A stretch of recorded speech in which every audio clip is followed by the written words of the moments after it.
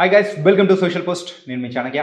Guys, present అయితే మార్కెట్లోకి NFOs ఏదైనా వస్తున్నాయంటే ఖచ్చితంగా అందరూ ఎక్కువ ఇంట్రెస్ట్ చూపిస్తుంటారు. ఈ న్యూ ఫండ్ ఆఫర్ ఏంటి, ఎవరు రిలీజ్ చేస్తున్నారంటే, సో ప్రెజెంట్ ఇప్పుడు జియో ఎన్ఎఫ్ఓ అనేది కూడా కొత్తగా రాబోతుంది. మరి దానికి సంబంధించిన డీటెయిల్స్ అనేది కూడా మనకైతే ఎక్స్ప్లెయిన్ చేయడానికి mutual funds distributed and fee registered అయిన వెల్తీ చక్రధర్ గారు ఇప్పుడు మనతో పడ్డారు. సార్తో మాట్లాడారు.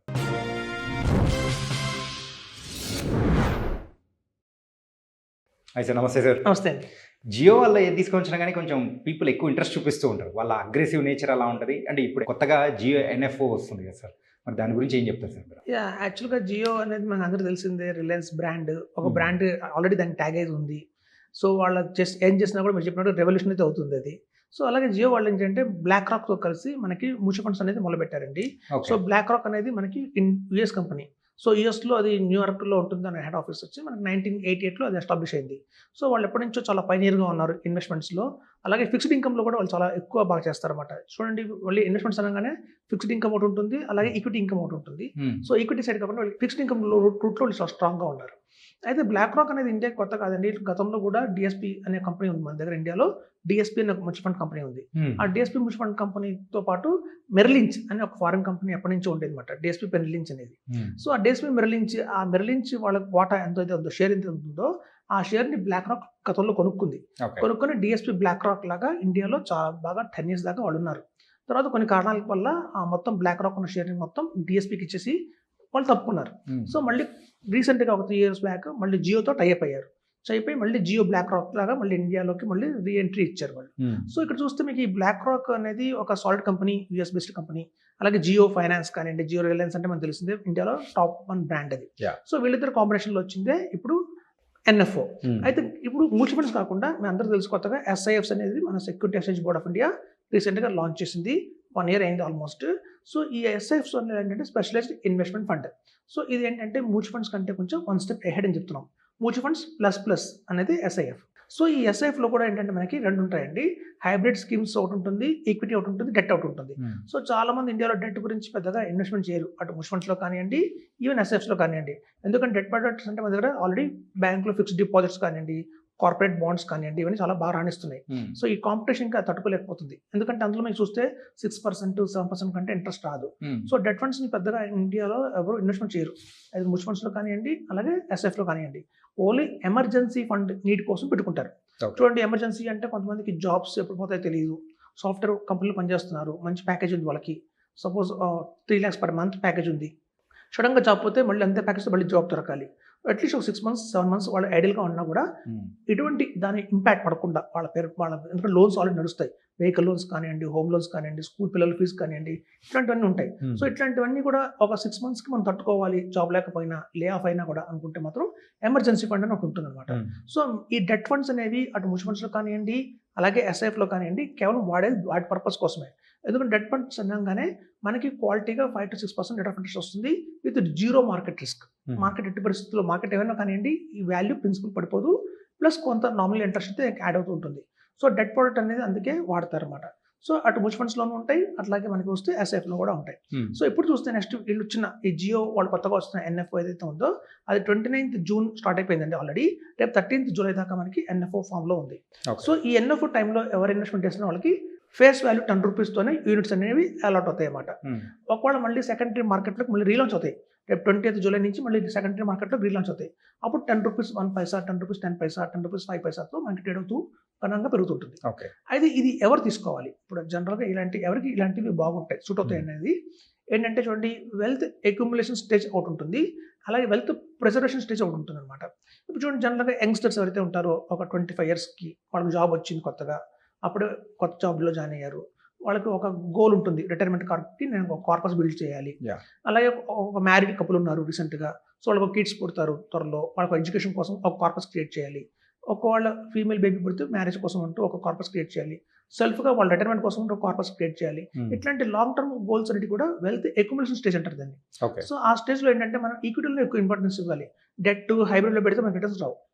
సో లాంగ్ టర్మ్ హారిజన్ ఉంది కాబట్టి అక్యుములేషన్ స్టేజ్లో ఉంటాం కాబట్టి ఎక్కువ పోర్షన్ ఈక్విటీలో మనం ఇన్వెస్ట్మెంట్ చేస్తాం. అయితే ఆల్రెడీ 50 years వచ్చేసినాయి, 55 వచ్చేసాయి, ఎట్ టు రిటైర్ అనుకుంది. సపోజ్ ఆల్రెడీ రిటైర్ అయిన వాళ్ళు ఉన్నారు, వాళ్ళ దగ్గర ఏంటంటే ఆల్రెడీ కార్పస్ అనేది బిల్డ్ అయిపోయింది. ఒక 2 crores కావచ్చు, 1 crore కావచ్చు, 50 lakhs కావచ్చు, వాటెవర్. కొంతమంది కంపెనీలో రిటైర్ అయిపోగానే కొంచెం బోనస్ రూపంలో కానివ్వండి, వాళ్ళకి బెనిఫిట్స్ అంటూ వస్తాయి. బెనిఫిట్స్ వచ్చేస్తాయి. ఆ బెనిఫిట్స్ కూడా కలుపుకుంటే 70 lakhs, 80 lakhs ఉంటాయి. సో ఇట్లాంటి వాళ్ళకి ఏంటంటే ఆ వెల్త్ని ప్రిజర్వ్ చేసుకోవాలి. ముందు వెల్త్ అక్యుములేషన్ కాకుండా వెల్త్ ప్రిజర్వేషన్ స్టేజ్కి వచ్చారు.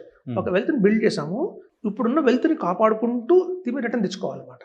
సో అట్లాంటి వాళ్ళందరికీ కూడా ఈ వెల్త్ ప్రిజర్వేషన్ ఎవరైతే చేసుకుందాం అనుకుంటున్నారో వాళ్ళకి బాగా సూట్ అయ్యేదే ఈ హైబ్రిడ్ స్కీమ్స్. ఇది SIFలో ఉంది. ఇప్పుడు ఆల్రెడీ చూస్తే మ్యూచువల్ ఫండ్స్ కూడా హైబ్రిడ్ స్కీమ్స్ ఉంటాయి. మనకి బ్యాలెన్స్ అడ్వాంటేజ్ ఫండ్ కానివ్వండి, మల్టీ అసెట్ ఫండ్ కానివ్వండి, అలాంటివన్నీ మనకు ఆల్రెడీ మ్యూచువల్ ఫండ్స్లో కూడా ఉన్నాయి. మరి దానికి డిఫరెన్స్ ఏంటి అంటే మ్యూచువల్ ఫండ్స్లో బ్యాలెన్స్ అడ్వాంటేజ్ ఫండ్స్ ఎలా ఉంటుందంటే ఓన్లీ రెండే ఉంటాయి. అందులో ఈక్విటీ, డెట్, ఆ రెండు కాంబినేషన్లోనే ఉంటుంది. సో ఇక్కడ ఏంటంటే SIFస్లో మీకు అదనంగా ఈక్విటీ, డెట్తో పాటు కమోడిటీస్ అనేది యాడ్ అవుతుంది. కమోడిటీస్ అనగానే మీకు తెలుసు గోల్డ్, సిల్వర్, కాపర్ ఇట్లాంటివి కూడా యాడ్ అవుతాయి. అట్ ద సేమ్ టైం దాంతోపాటుగా రిగ్స్ అంటారు, అంటే రియల్ ఎస్టేట్ అనమాట. సో రియల్ ఎస్టేట్ కూడా కొంత కాంబినేషన్ ఇందులో యాడ్ చేశారనమాట. సో ఇది ఏంటంటే 4 పారామీటర్స్ ఉన్నాయి. మనం చూస్తే మ్యూచువల్ ఫండ్స్ ఓన్లీ రెండే, డెట్, ఈక్విటీ, ఆ రెండు కలిపి ఉంటాయి కాంబినేషన్. ఇందులో కాంబినేషన్లో ఏంటంటే మనకి డెట్, ఈక్విటీతో పాటు కమోడిటీస్, ఇంకా రియల్ ఎస్టేట్ కూడా ఉంటుంది. ఇంకో మోర్ ఓవర్ ఏంటంటే షార్ట్ సెల్లింగ్ కూడా చేసుకోవచ్చు వాళ్ళు, అదొక అడ్వాంటేజ్ ఉంది. ఈవెన్ మల్టీ అసెట్లో కూడా మ్యూచువల్ ఫండ్స్లో మనకి ఈ 3 దొరుకుతాయి. డెట్ ఉంటుంది, ఈక్విటీ ఉంటుంది, కమోడిటీస్ ఉంటాయి మన మ్యూచువల్ ఫండ్స్లో. కానీ ఇందులో ఇంకా అదనంగా ఇంకేముంది అంటే కనుక ఇందులో డెరివేటివ్స్ అనేది ఒక యాక్షన్ ఉంటుందన్నమాట. అదేంటంటే షార్ట్ సెల్ చేసుకోవచ్చు బాండ్స్ని కానివ్వండి, లేకపోతే మన స్టాక్స్ అయితే ఈక్విటీ పోర్షన్లో ఉందో మార్కెట్ రిస్కీగా ఉంది అనిపించినప్పుడు కొంచెం షార్ట్ సెల్ చేసుకోవచ్చు. అయితే ఇందులో ఏంటంటే మనం చూస్తే మ్యూచువల్ ఫండ్స్లో ఎవరైనా సరే 6% నుంచి 8% మాత్రమే తీసుకోండి మీరు. అంతకన్నా ఎవ్రీ మంత్ కనుక ఇంకా ఎక్కువ డ్రా చేస్తే మార్కెట్ బాగా పడుతున్నప్పుడు, డ్రాస్టిక్ ఫాల్ అయినప్పుడు మీ ప్రిన్సిపల్ డెంట్ అవుతుంది, ప్రిన్సిపల్కి చాలా ప్రాబ్లం వస్తుంది అని చెప్పి మనకు ఒక ప్రాబ్లం ఉంది మ్యూచువల్ ఫండ్స్లో. అయితే మనకి SIFలో ఏంటంటే అదనంగా రియల్ ఎస్టేట్, కమోడిటీస్ కూడా యాడ్ అవుతున్నాయి కాబట్టి మనకి అంత మార్కెట్ ఫాల్లో దీని ఇంపాక్ట్ అంతగా తక్కువ ఉంటుంది. కాబట్టి మనం ఇక్కడ 8% నుంచి 10% దాకా కూడా తీసుకోవచ్చు అనమాట. సో మనం చెప్పేది అంటే మా ఇన్వెస్టర్స్ అందరికీ కూడా మీ దగ్గర కనుక 50 lakhs ఉంటే ఇట్లాంటి జియో ఒక మంచి బ్రాండ్ ఉన్న దాంట్లో ఒక 20 lakhs, అలాగే ఆల్రెడీ ప్రూవెన్ ఎడల్వైజ్ వాళ్ళది ఉంది ఆల్టివా, SIF, అందులో ఒక 20 lakhs, ఇంకో 10 lakhs మనం SBI మ్యాగ్నమ్ వాళ్ళది కానివ్వండి, అలా మేము కాంబినేషన్ చేస్తాం. ఎప్పుడైనా కాంబినేషన్ ఆఫ్ 3 or 4 తీసుకోవచ్చండి. ఎందుకంటే ఒక్కొక్కరు ఒక్కొక్క స్ట్రాటజీ వాడతారు. ఇప్పుడు జియో వాళ్ళు టాప్ టు బాటమ్ స్ట్రాటజీ వాడారు అనుకుందాం, ఫర్ ఎగ్జాంపుల్ చెప్తున్నాను. అడల్వైజ్ వాళ్ళు ఏంటంటే బాటమ్ టాప్ వాడతారు అనమాట. కొంతమంది కోర్ శాటిలైట్ వాడతారు, రకరకాల స్ట్రాటజీస్ ఉంటాయి ఇందులో. సో వాళ్ళ స్ట్రాటజీస్ ప్రకారంగానే వాళ్ళ రిటర్న్స్ అనేవి జనరేట్ అవుతూ ఉంటాయి. ఒక్కొక్క టైంలో మార్కెట్లో ఒక్కొక్క స్ట్రాటజీ ఫేవర్గా ఉంటుంది. సో ఎవరికి మార్కెట్ సైకిల్ ఫేవర్గా ఉందో వాళ్ళు ఎక్కువ రిటర్న్స్ ఇస్తారు అనమాట. సో కాబట్టి ఏంటంటే మనం చేసే ఒక 50 lakhs కానివ్వండి, 60 lakhs వాట్ ఎవర్ అమౌంట్, మనం కనుక ఈవెన్ 30 lakhs ఉన్నా పర్వాలేదండి, 15 2 కంపెనీలు తీసుకోవచ్చు. సో మనం ఎవరైతే సిస్టమేటిక్ విత్డ్రాల్ ప్లాన్ దాకా తీసుకుందాం అనుకుంటున్నారో, లేకపోతే మేము చెప్పేది ఏంటంటే దానికంటే అల్టిమేట్గా ఏం చెప్తామంటే ఫస్ట్ మీరు కొంత amount 50 lakhs what ever amount వేయండి, SIFలో వేయండి. అది 3 funds 2 funds అని మనం డిసైడ్ చేద్దాం. తర్వాత అది ఒక 1 year ఆగండి, అది గ్రో అవుతుంది. గ్రో అయిన తర్వాత మీరు అన్నట్టుగా 10 lakhsకి పైన ఎంతైతే జనరేట్ చేస్తుందో అంత మనం తీసుకోవచ్చు. మళ్ళీ నెక్స్ట్ ఇయర్కి ఆ 10 lakhs మళ్ళీ గ్రో అవుతుంది. ఇందులో ఏంటంటే మనకి ఈక్విటీ పోర్షన్ ఎక్కువ లేదు కాబట్టి, అంటే హార్డ్లీ ఈక్విటీ పోర్షన్ 20% ఉంటుంది, 20 కంటే మించి ఉండదు, 20 to 30. మార్కెట్ బాగుంది అంటే అప్పుడు కొంచెం 40% దాకా తీసుకెళ్తారు. సో అంతకంటే నుంచి ఈక్విటీ లేదు కాబట్టి మార్కెట్లో రిస్క్ తక్కువ ఉంటుంది. సో కంపల్సరీగా ఇది జనరేట్ చేస్తుంది ఎంతో కొంత amount every year, more than post office కంటే కూడా, మోర్ దాన్ బ్యాంక్ కంటే కూడా మనకి జనరేట్ చేస్తుంది. అయితే మనం చూడండి, పోస్ట్ ఆఫీస్ కానివ్వండి, బ్యాంక్ కానివ్వండి, వీటిలో ఏంటంటే వచ్చే ఇన్కమ్ ఏదైతే ఉందో ట్యాక్సబుల్ అవుతుంది. అది యాజ్ పర్ అవర్ స్లాబ్ మనం కట్టాల్సి ఉంటుంది. సో ఇక్కడ ఏంటంటే ఎక్స్ట్రా అడ్వాంటేజ్ క్యాపిటల్ గెయిన్స్ కింద ట్రీట్ చేస్తారు కాబట్టి మోర్ అండ్ అబౌవ్ 1 year కనుక ఉంటే 12.5% దాకానే మన ట్యాక్స్ పడుతుంది. అందులో కూడా 1,25,000 ప్రాఫిట్ అనేది మినహాయింపు ఉంది. సో మోర్ అండ్ అబౌవ్ 1,25,000 వస్తే మనం ట్యాక్స్ కట్టాలి. అది కూడా 12.5% కడితే సరిపోతుంది. సో ఇక్కడ అనుకోండి మనకి యాక్చువల్గా కొంతమంది వెల్ ఆఫ్ పీపుల్ ఉంటారు, వాళ్ళకి ఆల్రెడీ రెంటల్ ఇన్కమ్సే మోర్ దెన్ 10 lakhs ఉంటుంది. అలాగే వాళ్ళకి వచ్చే పెన్షన్ ఉంటుంది, పెన్షన్ కూడా ట్యాక్సిబుల్ ఇన్కమే. ఆ పెన్షన్స్ కానివ్వండి, రెంటల్ ఇన్కమ్ కానివ్వండి, ఇవన్నీ కూడా కలుపుకుంటే మోర్ దెన్ 25 lakhs ఉన్న వాళ్ళు ఉంటారు, 30 lakhs ఉన్న వాళ్ళు కూడా ఉంటారు.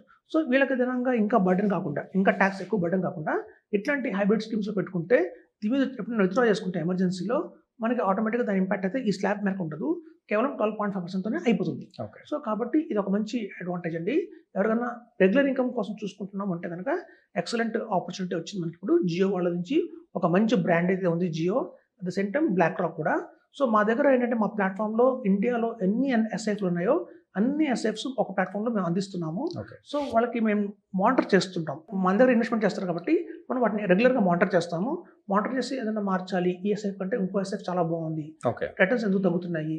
చాలామంది ఏంటంటే పెట్టంగానే క్వశ్చన్స్ అయితే చాలా వస్తాయండి. రిటర్న్ పెరిగినా ఎందుకు పెరిగిందండి రిటర్న్ అని చెప్పి క్వశ్చన్ వస్తుంది, పడినా ఎందుకు పడిందని క్వశ్చన్ వస్తుంది అనమాట. సో జస్ట్ మేము ఉన్నది ఎందుకు కదా షేర్ చేయడానికి ఇన్ఫర్మేషన్. సో పలానా రీజన్ వల్ల తగ్గింది, పలానా రీజన్ వల్ల పెరిగింది అని చెప్పడానికి ఉంటుంది. సో అందుకని ఇట్లా మాతో జర్నీ చేస్తుంటారు జనరల్గా. ఓకే. సో ఇది ఎన్ఎఫ్ఓ ఎవరిని మిస్ కాకూడదని చెప్తున్నానండి. Jio one of the best brand ఉంది ఇండియాలో. At the same time BlackRock కూడా తోడైంది. సో వీళ్ళ ఎక్స్పీరియన్స్, వీళ్ళ బ్రాండ్, బ్లాక్ రాక్ ఒక ఎక్స్పీరియన్స్, జియో ఒక బ్రాండ్, ఈ రెండు కాంబినేషన్లో వచ్చింది కాబట్టి మంచి సక్సెస్ఫుల్ ఎస్ఐకి అవుతుందని చెప్తున్నాను. So nice and thank you so much for your information sir. Thank you అండి.